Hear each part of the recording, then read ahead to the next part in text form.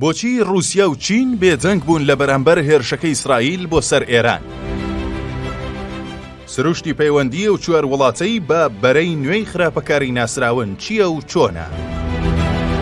لە ساڵی 2002 کاتێک جۆرج دەبلیو بۆشی سەرۆکی پێشووی ئەمریکا لە کاتی وتارێکیدا بۆ کۆنگرێس زاراوەی بەرەی خراپەکاری داهێنا، ئاماژەی بە رووسیا و چین نەکرد، بەڵکو مەبەستی لە وڵاتانی وەک عێراق و ئێران و کۆریای باکوور بوون.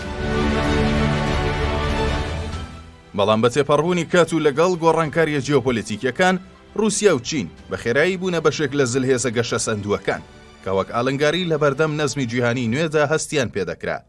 لەگەڵ هەمووەمانەشدا سروشتی ڕاستەقینەی پەیوەندی نێوانە وڵاتانە دوورە لە بەرەیەکی هاوچەشن بەمانە نەریتیەکەی.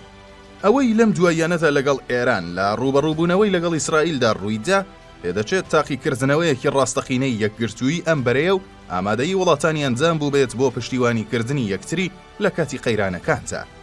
گرانت ڕۆملی توێژەر لە پەیمانگەی واشنتۆن لە چاوپێکەوتنێکدا ئاماژە بەوە دەکات کە رووسیا بەهۆی سەرقاڵبوونی بە شەڕی ئۆکرانیا نەیتوانی و ئامادە نەبوو لە ڕووی سەربازیەوە دەستوەردان لە شەڕی ئیسرائیل و ئێراندا بکات.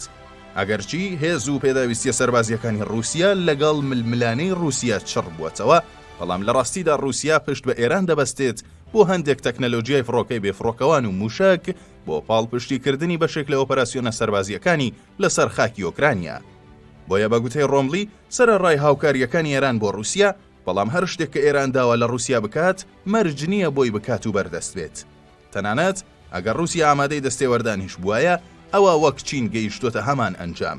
ئەویشەوەیە کە دەستێوەردانی سەربازی لە بنەڕەتدا هیچ لە هاوسەنگی هێز ناگۆڕێت. بەپێی هەڵسەنگاندنی ڕۆملی، خێرایی و سەرکەوتنی سەرەتای ئۆپەراسیۆنی ئیسرائیل لەگەڵ بەشداریکردنی ئەمریکا وای کرد رووسیا و چین خۆیان بەدوور بگرن لە چوونە نێو ململانەکان و تەنیا خۆیان لە هەڵوێست و پاڵپشتی دیپلۆماسیدا سنووردار بکەن. ئێران نیگەرانی خۆی نەشاردووەتەوە.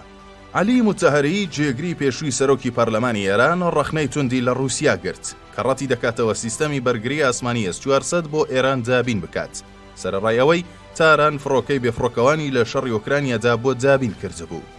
موتەهەری لە پۆستێکدا لەسەر پلاتفۆرمی X نووسیویەتی رووسیا سیستەمی بەرگری ئاسمانی S-400 داوەتە تورکیا و سعودیە، بەڵام نایداتە ئێران کە ئێران لە شەڕی ئۆکرانیادا بە فڕۆکەی بێفڕۆکەوان هاوکاری کردووە. هۆکاری پێنەدانی سیستەمەکەشی بۆ ئەوە گەڕاندوێتەوە کە دەکرا دژی ئیسرائیل بەکار بهێنرێن. بەرپرسە ئێرانیەکە بە سەر سوورمانەوە دەشڵێت ئەمە ئەو جۆرە هاوکاری ئەستراتیژیە بوو لەگەڵ ئێران کە بەڕێز پوتین باسی دەکرد. ئەم قسەیە ڕنگدانەوەی نائۆمێدی ئێرانە و جەخت لەوە دەکاتەوە کە هاوکاریەکانی رووسیا بۆ ئێران لە بواری چەکدا بە کردەی هیچ نەبووە. ڕەتکردنەوەی پێدانی S-400 بە ئێران لەلایەن رووسیاوە پەیوەندی بەوەوە هەیە کە ئیسرائیل نەچۆتە پاڵە و سزایانەی بەسەر رووسیادا سەپێنراون. چەکی پێشکەوتوی بۆ ئۆکرانیا نەناردووە و دژی بڕیارنامەی نەتەوە یەکگرتووەکان کە شەڕی رووسیا بۆ سەر ئۆکرانیا سەرکۆنە دەکات دەنگی داوە. هەمووەمانەش هۆکارێک دەدەن بە رووسیا بۆ پاراستنی پەیوەندیەکی سەقام گیر لەگەڵ ئیسرائیل و تێکنەدانی ئەو پەیوەندیە بە پڕچەکردنی ئێران بە چەکی پێشکەوتوی بەرگری ئاسمانی کە دەتوانێت هەڕەشە لە ئۆپەراسیۆنە ئەمنیەکانی ئیسرائیل و باڵادەستی ئاسمانی بکات. هەروەها رووسیا نایەوێت نیگەرانی دۆستەکانی لە کەندا و وەک ئیمارات و سعودیە بەرامبەر خۆی سەبارەت بە یارمەتیدانی ئێران زیاد بکات. جگەلەوەش رووسیا هیچ بەرژەوەندیەکی نییە کە ئێران ببێتە هێزێکی ئەتۆمی، چونکە ئەمە دەتوانێت ببێتە هۆی ئەوەی رووسیا هەژمون و هێڵی کاریگەری خۆی بەسەر ئێرانیەکاندا لەدەست بدات. ئەی چین بۆ بێدەنگ بوو؟ استراتیژی چین لە ڕۆژهەڵاتی ناوەڕاست بە ئامادەبوونی سەربازیەکی زۆر سنووردار دەناسرێتەوە کە بە پلەی یەکەم بۆ پاراستنی بەرژەوەندی ئابوووریەکانی داڕێژراوە، نەک بۆ دەستوەردان لە ململانەکان. گرانت ڕۆملی جەخت لەوە دەکاتەوە کە ئەگەر چین لە هەر شوێنێکدا دەستوەردانی سەربازی بکات، ئەوە تەنها بۆ پاراستنی بەرژەوەندیە بازرگانیەکانی دەبێت. چین بە وردی هەڵسەنگاندنی بۆ دۆخەکە کردووە بە لە بەرچاوگرتنی پەیوەندیە بەرفراوانەکانی لەگەڵ دەوڵەتانی کەندا و وڵاتانی دیکەی ناوچەکە ئەوەی هەڵبژاردووە کە پشتیوانیەکانی لە ئاستی لێدواندا بهێڵێتەوە. بەڵام ئەگەر ئێران گەروی هۆرمزی داخست بە، ئایا هاوکێشەکە دەگۆڕدرا؟ چین گەروی هۆرمز بە شادەماری خۆی بۆ بازرگانی نێودەوڵەتی بە تایبەتی دابینکردنی وزە دەزانێت. ڕۆملی جەخت لەوە دەکاتەوە کە هەر هەوڵێکی ئێران بۆ ڕێگریکردن یان ڕاگرتنی کەشتیوانی لە ڕێگای گەروی هۆرمۆز بۆ چین هێڵێکی سوورە. بەشێکی زۆری بازرگانی نێودەوڵەتی بە تایبەتی وزە بە گەروی هۆرمۆزدا تێدەپەڕێت کە گرنگیەکی زۆری بۆ وڵاتانی جیهان هەیە، لە نێویاندا چین کە زۆرینەی نەوتەکەی لە ڕۆژهەڵاتی ناوەڕاست لە ڕێگای گەروی هۆرمزەوە هاوردە دەکات. لەمڕۆوە چین لە گەروی هۆرمز کاریگەریەکی بەهێزی بەسەر ئێراندا هەیە، لە کاتێکدا چین نزیکەی لە 10% کۆی نەوتەکەی لە ئێرانەوە هاوردە دەکات کە لە 90% هەناردەی نەوتی ئێران پێک دەهێنێت. ئەمەش بەو مانایەیە کە ئێران زیاتر پێویستی بە چینە لەوەی چین پێویستی بە ئێران بێت. ڕۆملی ئەوەش ڕوون دەکاتەوە کە لە ڕاستیدا چین نەک هەر لە ئێران بەڵکو نەوتی زیاتر لە سعودیە و بە نزیکەی هەمان ڕێژەش لە عێراق هاوردە دەکات. بەگشتی هەردوو وڵاتی چین و رووسیا پێیان باشە زلهێزێکی تری ئەتۆمی سەرهەڵ نەدات و بە گوێرەی ڕۆملی ئەم بۆچوونەیان لەگەڵ ئەمریکادا نزیکە لە یەکتر، ئەگەرچی بە تەواوی کۆکیش نەبن. لە ڕوانگەی رووسیاوە چەکی ئەتۆمی ئێران مەترسی ڕاستەوخۆ بەسەر بەرژەوەندیەکانی دروست ناکات و هیچ سیناریۆیەکی واقعی نییە کە لێکەوتەی ڕاستەوخۆی بۆ بەرژەوەندیەکانی رووسیا هەبێت.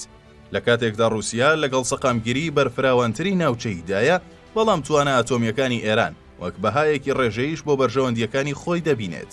بەو پێیەی یارمەتیدەرە بۆ کەمبوونەوەی هەژمونی ڕۆژاوە و هێشتنەوەی سەرقاڵبوونی ئەمریکا لە ڕۆژهەڵاتی ناوەڕاستدا.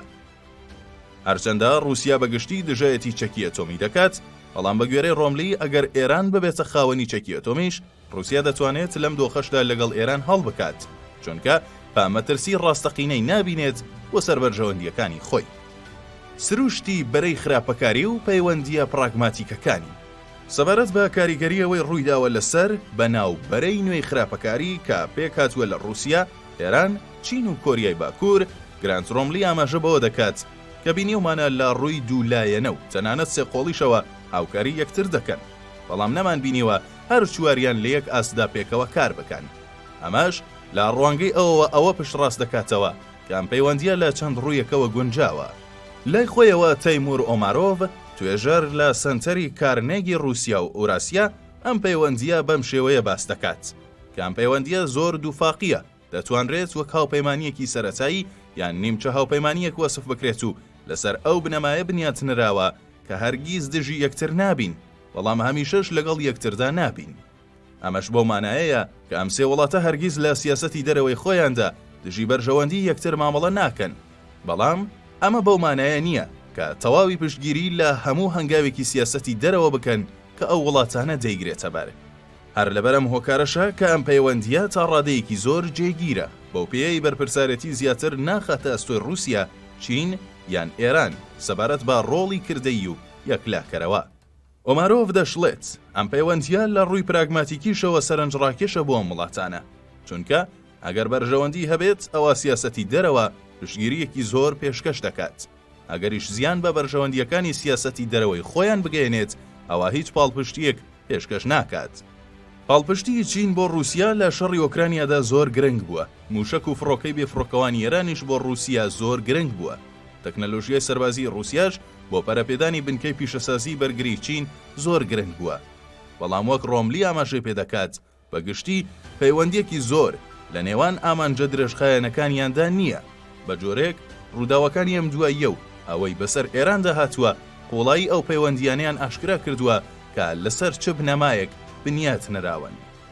ڕۆملی لە کۆتاییدا دەڵێت پێدەچێت ئەم گەڕا هەندێک فشار بخاتە سەر میحوەرەکە و بە دڵنیاییەوە کاتێک وڵاتێک لێی دەدرێت وەک ئەوەی بەسەر ئێراندا هات بەمانە استراتیژیەکە کاریگەری ناڕاستەوخۆ و پلە 2/3 لەسەر ئەوانی دیکە هەیە.